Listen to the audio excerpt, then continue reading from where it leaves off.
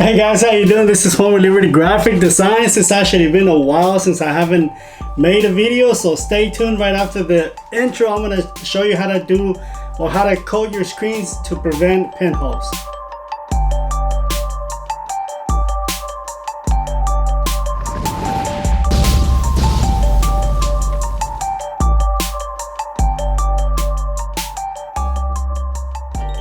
Okay, so I was on the live stream of Hard and Hassle with Joe. As he was printing, he actually found, I think it was like 2 or 3 pinholes, and this pinholes actually appear after the fact. Like I guess he already printed like 12 shirts and then one appear, and then he printed another 15 shirts and then another one appear. Well, I'm going to show you the way that I do mine to prevent pinholes. Okay, so what I'm going to do is I'm going to show you right from the start, from reclaiming the screens. This is from removing the actual emulsion, and then I'm gonna put some the pink stuff, and I also use hand cleaner to remove or to degrease my screens. There's a degreaser, but I hardly ever use degreaser anymore. There's several ones like this one right here. A lot of you are familiar with Fremar. That's what it's called, right? Fremar. I don't know if you can see it or how good you can see it. Let me put my hand in there. Well, trust me, it's Fremar. There you go, Fremar. I use that one, and then this is the one that I use the most. It's called Keywall. Right there, Keywall, and it's this one is a 1 in 20. So 20 parts of water, 1 part of degreaser. That's what I used to use for degreaser, but again, I hardly ever use degreaser again. I just use this right here. I use the pink stuff. My camera is having a little bit of trouble focusing. So I use the pink stuff, and then I also use this one right here, which is just hand cleaner. That's all I use by TechScam. And both of these chemicals, you can find them at gsg.com. Or actually a website is called gogsg.com. I don't have any affiliation with them. I don't get anything. I don't get any kickbacks. I wish I was. Neither by CCI, TechScam, or GSG for that matter. But so let me go ahead and show you how I remove the emulsion. Okay, so what I've done is I actually put my screens in the dip tank. You can't see that because it's right here, but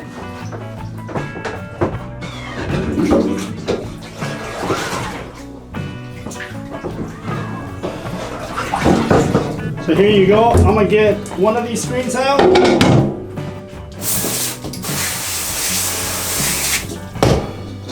Let me remove this tape. I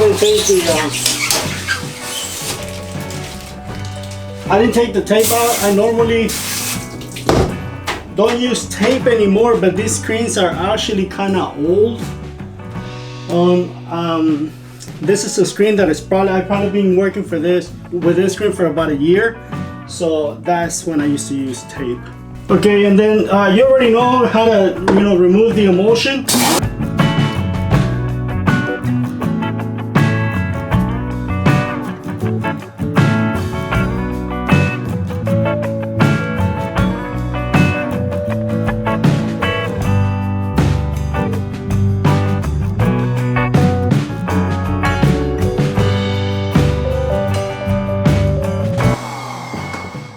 As you can see, that's my registration marks, and I normally use a piece of tape to block them, so that's why you still see them there.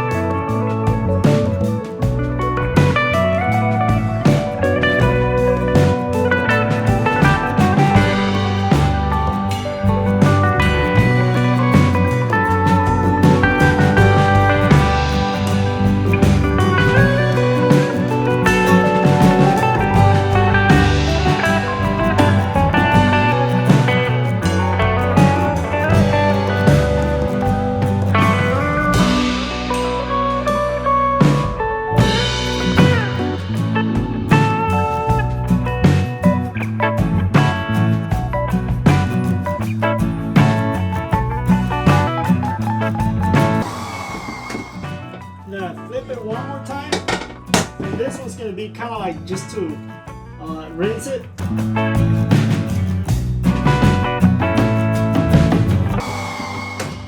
And usually I put it back on the rack, but since I still gotta rinse the other ones, I'm gonna put it right here on the floor, and I'm gonna continue on with the other four.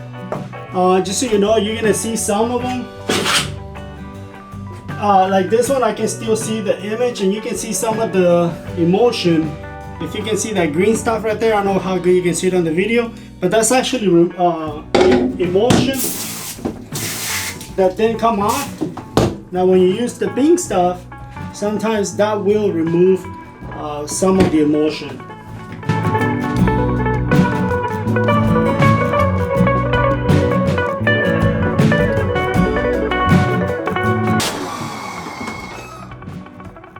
Now I believe I already have a video like this one about preventing pinholes, but I told Joe from How to Hassle that I was going to make a video, and that's why I'm making it.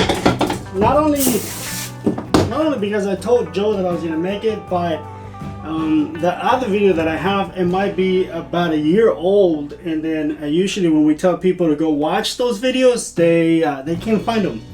So that's why I'm making another one. Okay, this screen right here, a lot of people will ask, how long do those screens last? This one right here, guys, believe it or not, this one is probably about 11 years old. And you can already see because the glue is already starting to come off, or the screen, see the actual, what do you call it? Yeah, the actual screen is starting to peel off. But yeah, this screen is about 11, if not 12 years old. So they last quite a bit. On this one you can actually see, the ink is still in it, which that will be a ghost. So the pink stuff will remove that. Again, you gotta leave it for about 5 minutes, and it'll remove all of that.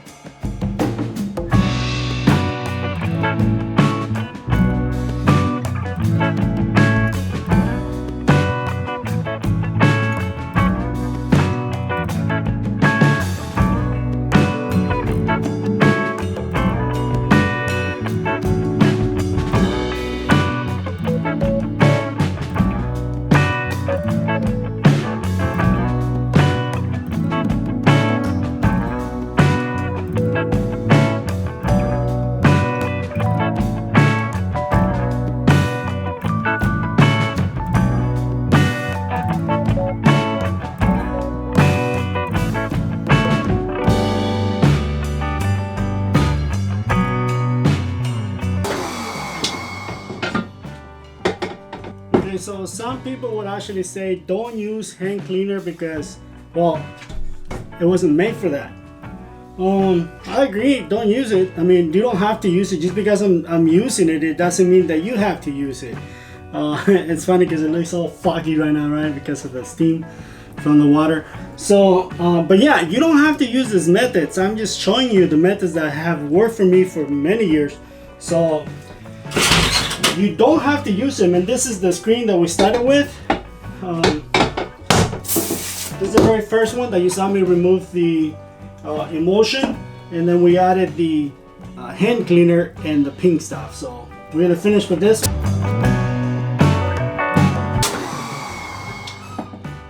Oh, look at that! This screen actually, it's actually messed up. See that? I just had the glue going like that. So it's actually messed up. So I'm not even gonna continue washing the screen. I'm just gonna get rid of the actual screen. It's a shame that we wasted our time washing that screen. And that will get recycled, not recycled like get thrown back in for aluminum. No, it'll get re-stretched. Let me wash the screens real quick. Okay, so the next thing I do is I use one of these microfiber towels to dry the screens. And if you have a method of drying your screens, go ahead and use it. Just because I'm using this method, it doesn't mean that you have to use it. Whatever works best for you, go that route. I'm just showing you. The methods that I use, or that have worked for me, and if you have a better way of doing certain things, again, by all means, use those methods. Just that this was working for me, so that's why I'm doing this.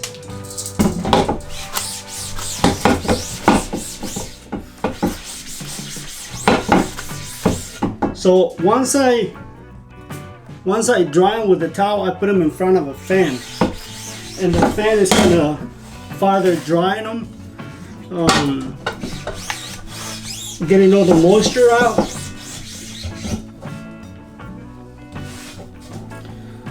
You see, right now they look somewhat dry, but there's still some moisture in them. You see right now how it looks real hazy? That's because it's wet.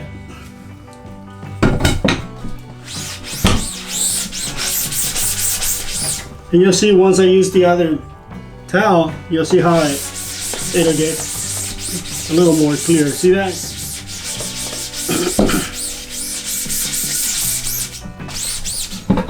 And make sure once you're ready to apply the emulsion, make sure your screens are completely dry. Otherwise, the emulsion will not adhere right to the screen. And once you expose the screens, you can actually see where it was wet. And I'm gonna get my scoop coater.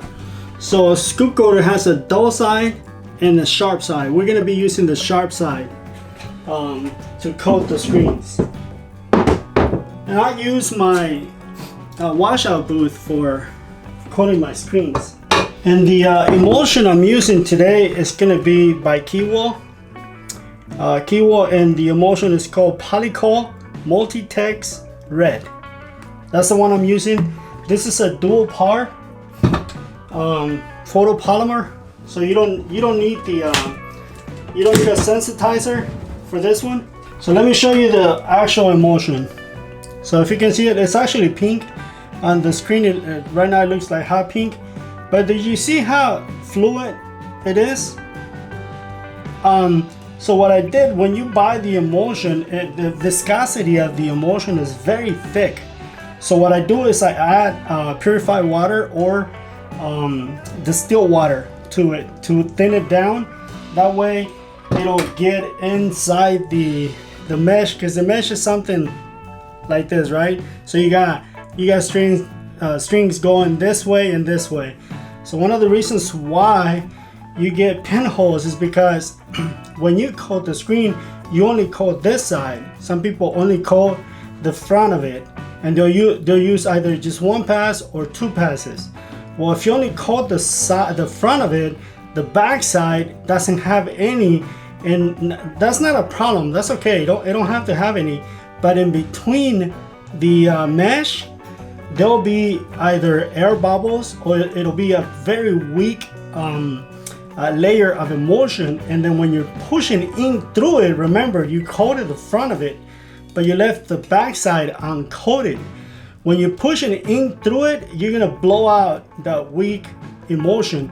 So that's why I'm gonna show you the way I do it. I actually coat 2 and 2, which is 4 coats. And what that does is gonna be pushing the emulsion through the screen back and forth. So it will prevent pinholes. That's another reason why I thin my emulsion down. Again, you don't have to follow this methods. This is just the way I do it. I'm not saying that you have to use them. So you don't have to use them, because there's gonna be a lot of people that are gonna be, dropping comments as to you're not supposed to thin the emulsion down, you're not supposed to do this, you're not supposed to do that. I'm not telling you to do it. I'm just saying, this is what's worked for me so far. So another thing I use is like this small containers of emulsion that one time, whatever I had left, which you can see is very little, I don't throw that away. I use that and a 1-inch brush. You don't have to use a 1-inch brush. You can use like a 1/2 inch or a 3/4, but a 1-inch brush will be like the biggest one that you want to use. And this, I call it leftover emulsion. That's what I'm gonna use instead of tape. So let me grab the first screen, and you'll see how I coat 4 times. So what I'm gonna do, let me grab my coater the right way. Okay, so what I'm gonna do is I'm gonna coat very close to this edge, and I'm gonna coat it. Then I'm gonna coat the second time, but the second time is gonna be very close to this edge. Then I'm gonna flip it around, which is the back side or the squeegee side. Some people call this the print side. So this is what we call the print side, and this is what we call the squeegee side. So this will be the back, this is the front, face and back. Probably just confuse a bunch of people. Anyways, so, and then once I coat the front, I'm gonna bring it back and I'm gonna get my scoop coater against the rail or against the frame, and I'm gonna coat it, bring it over on this side, coat it against the rail, flip it over to the front side, and then remove the excess. Because I don't like having a bunch of emulsion on the screen. If you have very thick emulsion, that's also another way of the emulsion failing, because of it being so thick. And if you have a 500 watt halogen light, it might not be strong enough to burn the actual image or to cure the emulsion, and it might come off. So that's the reason why I don't do it. I might be blocking you, but trust me, I'll show you each step. So I'm gonna coat the very outer edge.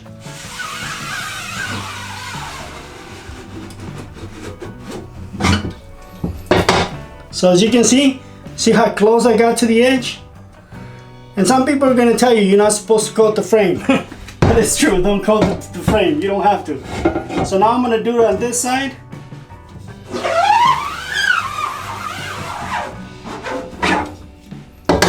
There you go, you see that? See how close I am to the edges? Very, very close. And I'm gonna flip it around, do the same thing.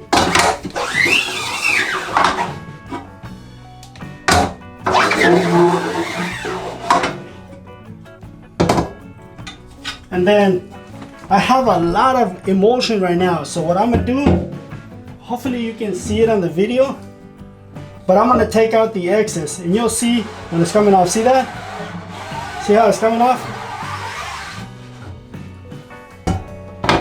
So what that did is I just have a very thin layer of emulsion, and by me pushing the emulsion back and forth, it's coating all the strings inside.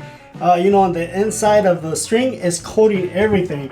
So this is where the brush comes in. So I'm gonna block everything right now, you know, so I don't have to worry about it later or investing in that expensive tape, that blackout tape.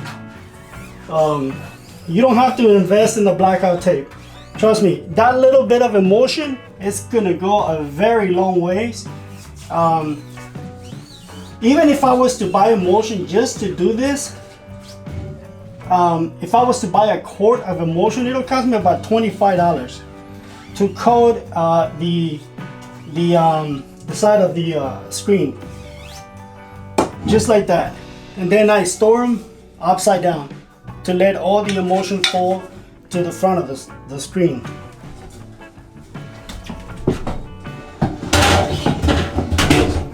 And I'm gonna show you,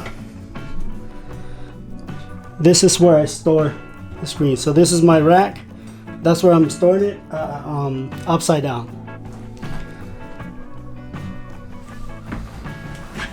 Okay, so let me coat the rest of these screens. Okay, another reason why I take the excess off is because when you store the screens, if you put too much emulsion on them, they're gonna start creating like little drops, and you're gonna ruin your screen. This way, if you remove the excess, when you store them upside down or whatever, whichever way you store them, it won't be dripping and creating those big old drops. So see, if you do this, you don't have to put tape after you expose your screen. Your screen will be ready to go. Okay, so that's it. That's how I do my screens, and trust me, you won't find any pinholes. Another thing to prevent pinholes is make sure whenever you expose it, make sure that your glass is clean, very, very clean.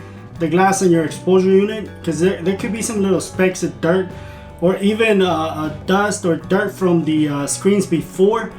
Make sure it's nice and clean, that way when you expose it, you're not exposing a piece of dirt. Okay, so that's it for this video, guys. All I gotta do is clean the equipment.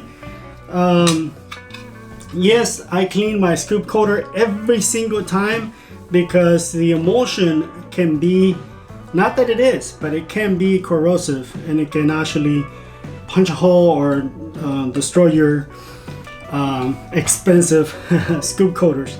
So yeah, I clean it every single time. I do not put the lid on it, but I clean it every single time.